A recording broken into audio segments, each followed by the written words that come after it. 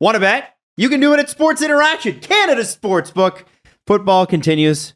World Series happening very soon. And of course, hockey season. You can bet pregame, live and play, or in one of our many prop bets, which Jesse is looking at right now. One of the many prop bets.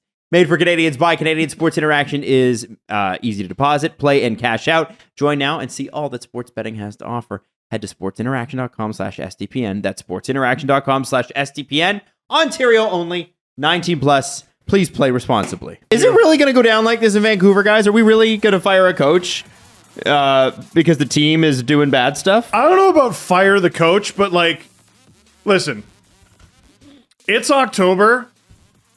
I think we found out that expires after 6 games. I think that's it. Right. That's it. That's all. And I think management knows that it's not on the coach this time and it's on the players. I mean, Luke Shen going at JT Miller at center ice. And the game's not even over. It's going at the end of second period. Yeah. And Luke Shen's 100% correct. Yeah. And then before you say, what were they yelling about? I don't know the exact play that they were yelling at each other about. I assume it has something to do with JT Miller being on the ice for every goal against ever. And, we've given the Jets crap because, Scheifele is not the greatest defensively. Wheeler's not the greatest defensively. JT Miller is absolutely shocking. He's absolutely shocking. And that contract, I don't think has even begun, that extension. Yeah, that they needed to sign, had to sign. It's to the point where, do they got to get rid of him? I know they talked to teams over the summer. Just because he signed doesn't mean that he can't be traded. Oh, of course. I think they signed him to trade him. It was just that they couldn't find trade value right now. Jesse, what were you going to say there? Because we was trying to get both of you had good points going at the same time. Yeah, are we getting into this? Are we starting with the Canucks? Oh, yeah. And I've got the quote from Horvat, if that's what you mean. No, Have you guys heard this quote? I was going for the quote for Jim Rutherford on the fucking after hours. Jimmy Ruth, let's go. A lot of people missed it because it was so late. Yeah, because it happened literally at 1 a.m, but some of us can't stop watching television. Some of us are a loser. And we watch a lot of stupid hockey. I was up doing the LFR and I'm reading these quotes and I'm like, I feel like more people should be talking about this, but they're all asleep. So the problem here with the Vancouver Canucks is that they should have had a rebuild a couple years ago based on how the team is performing now. It seems to be true that they should have probably gotten rid of these older assets and started a rebuild. So they asked Jimmy Ruth, hey, what the hell? Where the hell is this rebuild? The fans want it. Let's go. Jimmy Rutherford said, I think people have to realize how long rebuilds are. You look at some of the teams that went through it, and we look at them now and how good they are now. But there were a lot of tough years. We may very well be in a rebuild in the direction that we're going. But ideally, we'd like to transition this team on the fly. We do have some core players, some young players that are really good. And these guys just need to keep working and try to work through this at this point. But we will continue to add younger players to this team and bring it together in the next year or so. Those are so many words. Can I compare and contrast this with something that should ring in your mind, especially if you're a Canucks fan, but anybody in the NHL? Imagine this is your captain on your team saying this. My jersey got your unsigned captain. Yeah. My jersey got thrown on the ice last year and I'll never forget it for as long as I play because somebody's jersey was obviously thrown on the ice. This past game on Saturday. That's Bo Horvat said that. It's something that hits home. And when you see it happening this year, it definitely sucks. But I understand their frustration. We haven't given them much to cheer about. It's been a lot of years in rebuild stage. And at this point in the season, it just feels like it's never going to happen. Like we're never going to win again. So Rutherford gave you word salad. Horvat gave you direct. Not to bring him up again, but this is the second time Luke Shen has been on a team that hasn't won in any of their first 6 games. And this has It's his fault. Hey, at least he won a cup. No. I'm not saying it's his fault. And also Stanley Cup champion Luke Shen. Exactly. You're absolutely right. God, every former Leaf. Just anyway. Yep. I said 1-2 games ago that the Canucks are on track to be the 07 and fun Leafs. They're close. Now they have, 2 overtime losses? They do. Mm-hmm. Okay, so they're already a bit better. Mm-hmm. But no, 2 overtime losses, really? I don't know. They're either 0-4-2 or 0-5-1. Wow. 0-4-2. They're 0-4-2. 0-4-2. Dude, you're already so far behind the 8 ball. Like, here, let's talk about how important the standings are, or the early season points, because you talked about the gap. Mm-hmm.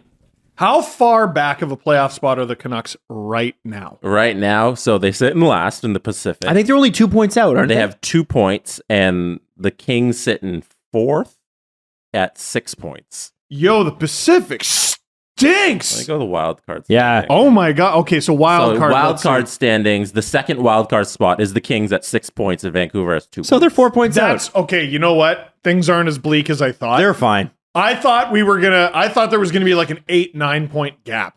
Not That's yet. wild. Not yet. And Chicago sits in a playoff spot, which is absolutely crazy. Well, but isn't Philly in a playoff spot? yeah, the Phillies start off just on fire. They're second the Metro. Before, in our season previews, we identified there were maybe 4 or 5 teams really genuinely trying to lose. And 2 of them are in a playoff spot right now. Right. The reason the Canucks should be concerned is the play on the ice. It's not just even the record on top of that. It's the effort that was given in the third period on Saturday, which Boudreau had to acknowledge to the media. That's how apparent the team effort in forechecking and playing defense and giving up on the game was. So Firing Boudreau's not going to fix that. Well, No. And to add to that, they've been outscored 13-1 in third periods. Ooh, 13-1. You're not going to win. You're just not, like, flat out, you're not winning. Yeah, Right. You have a negative 12 goal differential in the third. Holy shit. So they asked him at the podium on Saturday, hey, it looked like your team quit in the third period. Boudreau says, I never like to use that word. Oh, there's no way we can catch up type of thing. And because they haven't had success yet, I mean, I would like to think that there wasn't anybody that was saying there, I don't care what happens now, I quit. But I just can't. I'll never accept that in my mind. So Boudreau said, you know what? I would never think that a player could quit. But he didn't say that his players definitely didn't quit in that third period. It was so bad.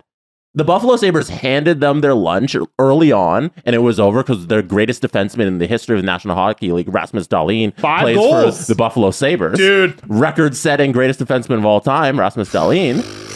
And the Canucks literally gave up by the second intermission. Yeah. It was pathetic. And so Sabres are a wagon. What is it? Oh, yeah. Yeah, by the way, they're 4-1. Sweep of the West.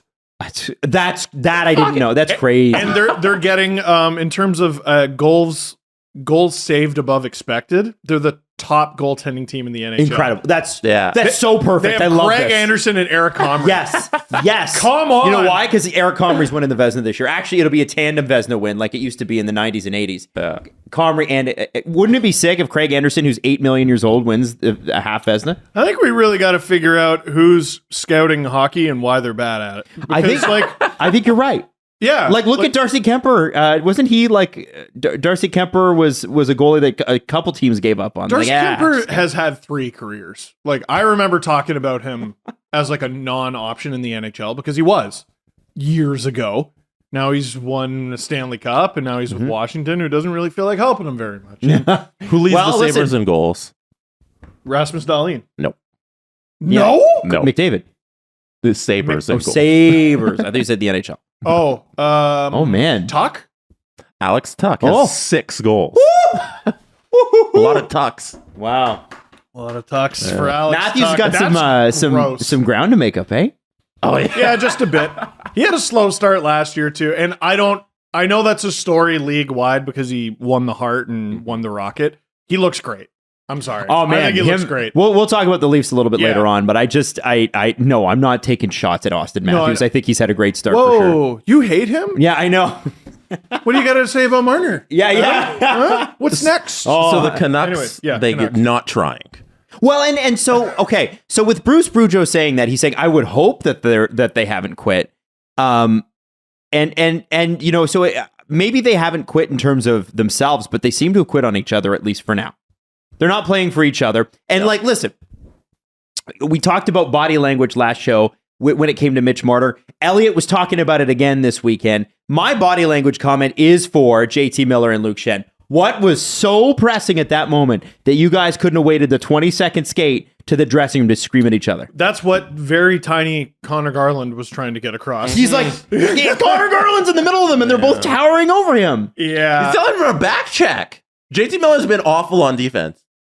Dude, It's been apparently, Scheifele-esque. We've been on And this we- for years. and- No, he's worse. He's so much worse. Is he worse than Scheifele and I'm Wheeler? joking, Jets fans. I mean, Way worse. they are bad. But Way they're bad. worse. I'm thinking They about- have bad moments where I feel like JT Miller just doesn't know how to do it. Or doesn't try. Defense is not about not knowing how to do it. Okay, And red flag when you're a good player and Tampa lets you go. Red flag. Yeah. Red flag. I don't care how many points he's put up. Dude, red flag.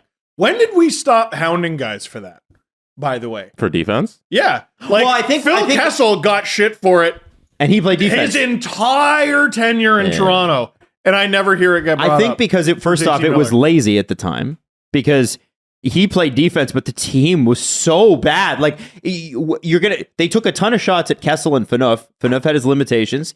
Kessel had his limitations, but their biggest limitation was that nobody else in the NHL probably would have been on a roster of a playoff bound team. Like their entire roster was bad. This is a team that played they played Jay McClement 15 minutes a night to 18 minutes a night regularly. They had Jared Smithson come in, and he was Jared Smithson in the Kessel era was like statistically one of the worst players to ever play for the Leafs. And no offense to him and his family, whatever. But he was Dave Steckel. Dude, like, think of the their guys numbers, they had. Their numbers were atrocious. They're atrocious. And the reason we're bringing these names up is I look at the Canucks roster and I go, It's a good roster. It's at very least fine. Their blue line's not great. What upgrades you, I think, is up- Thatcher Demko. Demko's great. I'm begging for a win, Thatcher. Fuck. My fantasy team, bro. Holy shit. Well, that's what he's going to get it for. He's not quitting on you. That's well, and like I can't drop him because what am I? Oh yeah, what they always tell you in business: sell low. I got JT Miller too. I'm dying. Stop it. Anyway, I'm JT Miller's going to score for you, though. Tic Tac Tomar just beat me this week. I'm dying. Please, for the love of God, I need the Canucks to get back on the rails. I pitched this as a segment idea to Jesse and Steve, and I think we're going to do it at some point, either this week or next. Is Jesse is going to go through, because we're now like a month into the season here, and we're going to have Jesse go through and go where Steve went wrong with his drafting. Not necessarily the players he drafted, but how he went wrong. I want Jesse to analyze Steve's team and go, do not make the same mistake Steve did. My team's actually doing pretty well. There's no goal. I thought you just lost. There's no. Like, it's a really tight pool this year. I have no fucking goalies. Like, I can't win. I had 7 Jesse, goalie starts last is it that week, he and can't- I think one win. Is that what he can't win, or is he flawed when he drafts his players? I don't know. Well, it's all dependent on the league and the team. We'll see. I want to know. I'm gonna kick both your asses. I thought Jesse was going to go in on you there. JT Miller here. Yeah. So, okay. And- Mr. No Defense. and like this is a league with no plus minus. Thank God, Oh yeah. because Oh, you'd be screwed. if I had it, I'd be negative $1 million. Mhm. Because JT Miller is, listen, he got his contract for a reason. Yeah. These are the expectations that come with it. And when you stink, you get lit up for it. If bad players are on the ice for all these goals, it's the coach's fault. The coach has to play you, JT. He has to play you. You're supposed to be the team's best player. Yes. Based on the money, or at very least top 3. And he's looking like a non-option.